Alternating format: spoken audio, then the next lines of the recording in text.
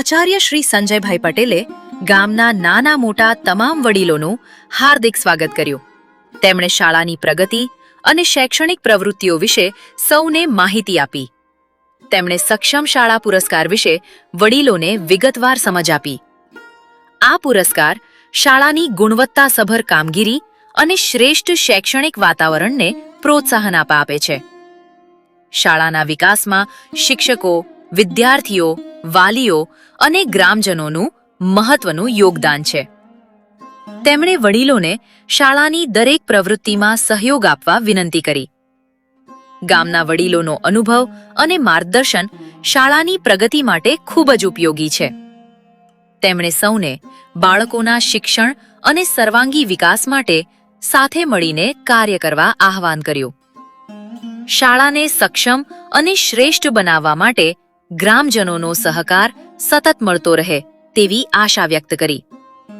અંતે આચાર્ય શ્રી સંજયભાઈ પટેલે શાળા પરિવાર વતી ગામના તમામ વડીલોનો સહકાર અને હૂંફ બદલ હૃદયપૂર્વક આભાર માન્યો. આંબલિયાસણ ગામના નાના મોટા વડીલોએ આવીને આંબલિયાસણ પ્રાથમિક શાળાના આચાર્યશ્રી અને દરેક શિક્ષકશ્રીઓને સાલ ઓઢાડી અને ફૂલ આપીને ઠાકોર ભોપાજી, ઠાકોર જેણાજી, ઠાકોર ઓધારજી, ઠાકોર ચતુરજી, ઠાકોર કિરણસિંહ, ઠાકોર મેરુજી, ઠાકોર અનારજી, ઠાકોર બનાજી, ઠાકોર અજાજી, ઠાકોર ઘુમરાજી, ઠાકોર પ્રહલાદજી, ઠાકોર મણાજી, ઠાકોર છગનજી, ઠાકોર ગલાજી એ દરેક શિક્ષકશ્રીઓનું સન્માન કર્યું. સક્ષમ શાળા પુરસ્કાર શાળાઓને શ્રેષ્ઠ કામગીરી માટે પ્રોત્સાહિત કરતો એક મહત્વપૂર્ણ પુરસ્કાર છે.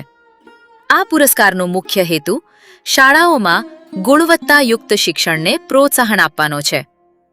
સક્ષમ શાળા બનાવવા માટે શાળાનું શૈક્ષણિક વાતાવરણ ઉત્તમ હોવું જરૂરી છે. શાળામાં વિદ્યાર્થીઓને આનંદદાયક અને પ્રવૃત્તિલક્ષી શિક્ષણ આપવામાં આવે છે. વિદ્યાર્થીઓના સર્વાંગી વિકાસ પર વિશેષ ધ્યાન આપવામાં આવે છે. શાળામાં સ્વચ્છતા અને આરોગ્યપ્રદ વાતાવરણ જાળવવામાં આવે છે. શાળાનું ભૌતિક માળખું સુરક્ષિત અને સુવિધાયુક્ત હોવું મહત્વપૂર્ણ છે. વિદ્યાર્થીઓમાં વાંચન, લેખન અને ગણન કૌશલ્ય વિકસાવવામાં આવે છે. શિક્ષકો દ્વારા નવીન શિક્ષણ પદ્ધતિઓનો ઉપયોગ કરવામાં આવે છે. ટેકનોલોજી અને ડિજિટલ સાધનોનો શિક્ષણમાં યોગ્ય ઉપયોગ કરવામાં આવે છે. શાળામાં રમતગમત અને સાંસ્કૃતિક પ્રવૃત્તિઓને પણ મહત્વ આપવામાં આવે છે. વિદ્યાર્થીઓમાં સર્જનાત્મકતા અને તર્કશક્તિ વિકસાવવા વિવિધ પ્રવૃત્તિઓ યોજાય છે.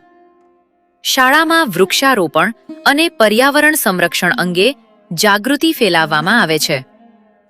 વિદ્યાર્થીઓને સ્વચ્છતા, શિસ્ત અને સમયપાલનના સંસ્કારો આપવામાં આવે છે. શાળામાં વાલીઓની ભાગીદારીને પણ પ્રોત્સાહન આપવામાં આવે છે.